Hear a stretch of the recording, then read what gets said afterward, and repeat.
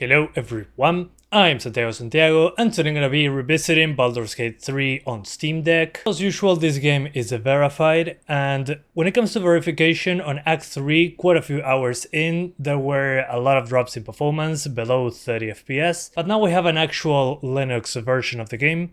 So by default now it's on Linux Runtime 3.0 Sniper, selected by Valve. If you don't have that and you're still using Proton, go to compatibility and choose any of the Steam Linux runtimes and you should be good to go, but by default it should open over there. When it comes to your cloud saves, they should come back, but if you want to find them, there's a link to instructions in the description. And before I launch the game, unfortunately the performance metrics do not work when I open the game. Seems to be a thing with how Linux games are rendered. So I'll have to do it the old-fashioned way, and by the old-fashioned way is like a console. I'll have to just count the frames using a program with lossless footage, so let's get into that right away. So I gotta record that and come back to you guys. I saw many people showing performance on this new build, but they were showing the Proton version, which I find a little bit disingenuous, so let's get the recording going. So regarding settings, I'm using basically the same as on the previous video, 800p, FSR 2.2 on quality, then the preset is basically the low preset with medium textures, medium models, which actually should be on low. Not sure why this is on medium. Ambient occlusion, yes, otherwise it looks too flat, at least in my opinion. I don't like depth of field in this game, so up to you. On the slow HDD mode, enable it if you have a microSD card, just in my opinion. Beginning, first time I launched the game on this build, I got a few spikes in the frame time that lock it to 15 FPS for a split second. Again, I went directly into the city from my save, and here it is when I'm basically getting that screen shake. But as you can see, the FPS are upper 20s in the worst case scenario, with those two spikes that happened a moment ago, but we seem to be good generally. Frame times are not perfect. Personally, I'll lock it to 30 using the Steam Deck's SteamOS FPS cap option. But overall, with unlocked frame rates, I'm getting pretty decent performance, again outside of those spikes in the frame time. So yeah, 800p quality FSR 2.2. So let me show you what it looked like before, when I tried this game 6 months ago. Proper lineup of the video. Yeah, it does have spikes like the other one, but it doesn't drop as low as the other one that drops into the mid-20s and lower 20s. It's much more stable, as you can probably notice, 30 something versus 20 something. So yeah, heavily CPU limited with more stutters, and stutters that dropped into the low 20s. So if you look at it, it's honestly significantly smoother. So here's a closer look, looking at the same area.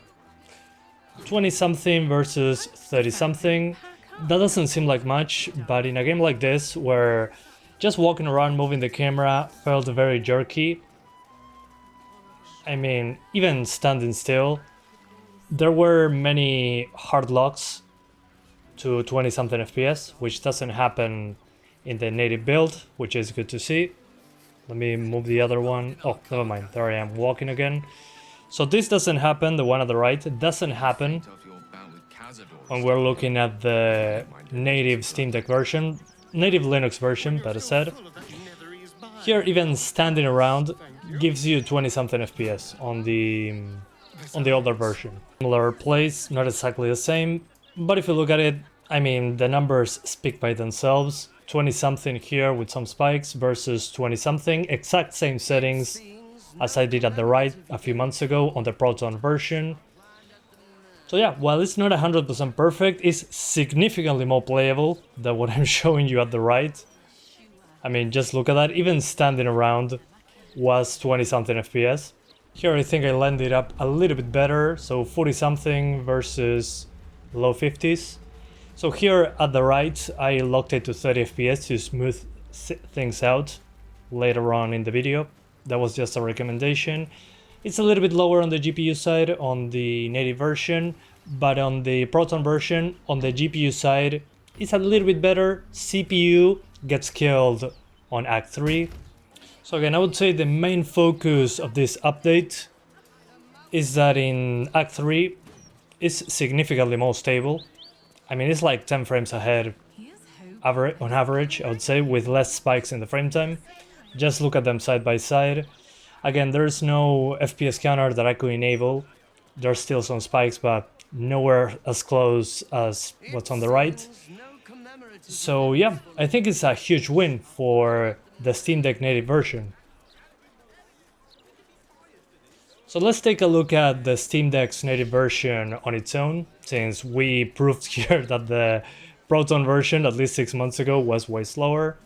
Alright, so looking at the Steam version, the native Linux port on its own, even on combat, it was still pretty stable. There are, again, spikes in the frame time, which are annoying, but when it comes to comparing it to what it was 6 months ago, again, just 6 months ago, it's a huge difference. It stays about 90% of the time in comparison. There are spikes in the frame time where some stuff happens, but it doesn't steadily stay into the 20s.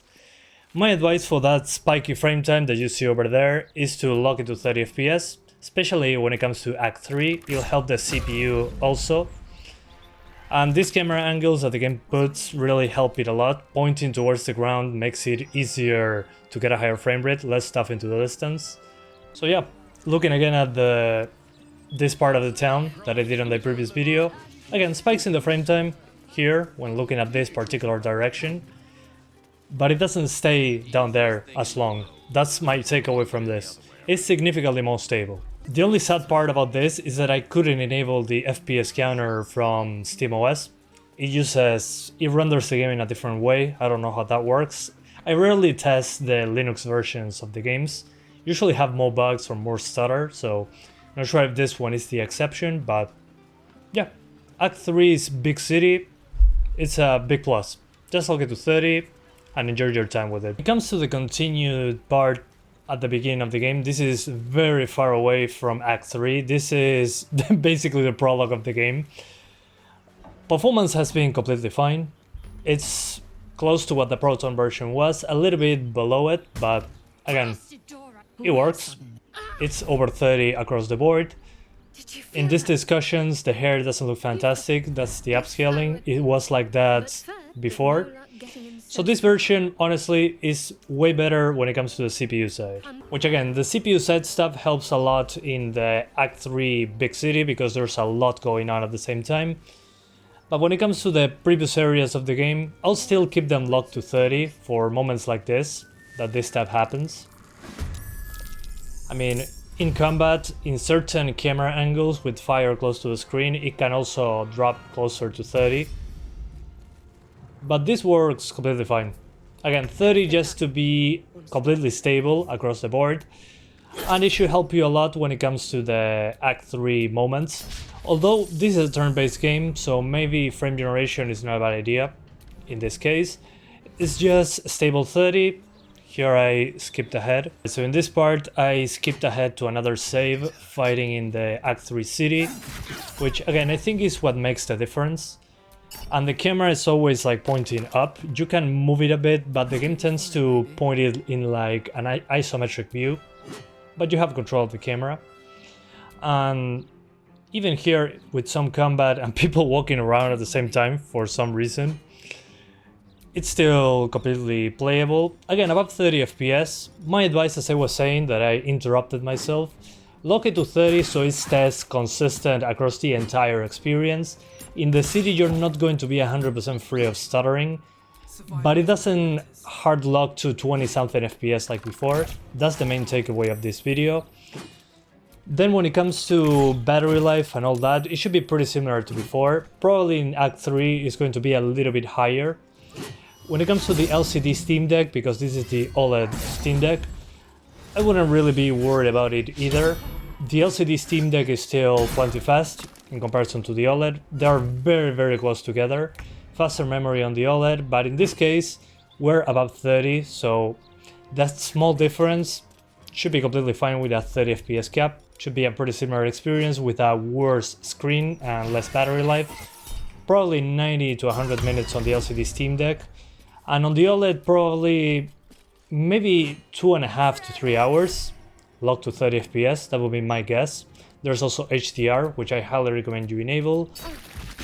But overall, I gotta say, it's a huge win for everyone when it comes to the native Linux version, especially again for CPU limited scenarios such as the city.